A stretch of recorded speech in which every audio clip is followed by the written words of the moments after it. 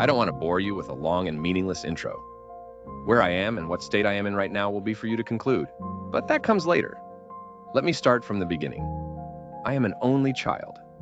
My dad was on a business trip to Kansas at the time, and on this particular morning, my mother was leaving to go to a business meeting in a town about 3.5 hours north of where we live.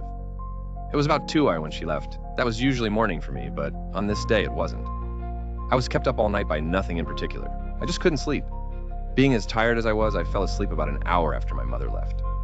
The next thing I knew, I awoke at about 7 p.m. It was already dark.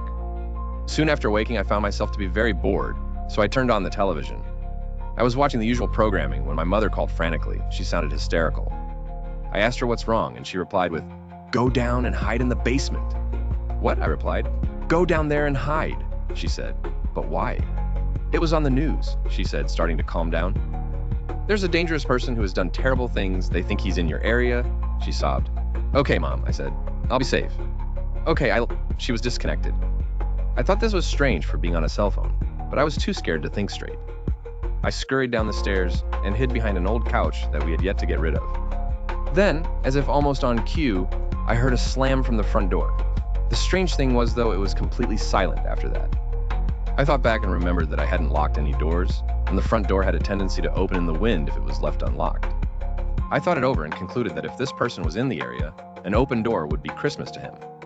So I decided the best thing to do was to risk it and go upstairs to lock the doors. As I finished locking the back door, I made my way to run back to where I was hiding.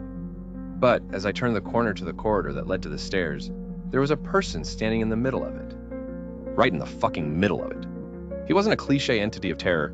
He was a monstrous man with a scraggly, scratched-up face. He had in his hand what appeared to be a knife from my kitchen. He apparently didn't come prepared. A chill went down my spine at the thought of him killing with his bare hands. He advanced towards me. I turned and hauled ass. At the other side of the corner, there was a chair. I threw it aside to block his path.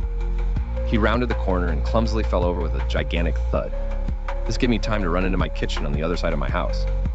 There were only a few places to hide, most of them obvious. I panicked. Then a thought came to me. The cupboard. It was much bigger in the inside than one would think it would be from the outside. It went down into the ground, creating more room. I crawled inside. He came into the kitchen soon after. He started opening everything he could, looking frantically. He started breaking things. He moved all through the house in a wave of destruction. He missed the cupboard I was in, thankfully. I sat in there for an amount of hours unknown to me. Then I got a call. I had signal again. I started to panic. It was making a lot of noise. I was about to hang up when I saw it was my mother. I answered it quietly. "Hello? Oh, I'm so glad you're all right. The police found that man 30 miles from the house." "Mom, I'm so scared."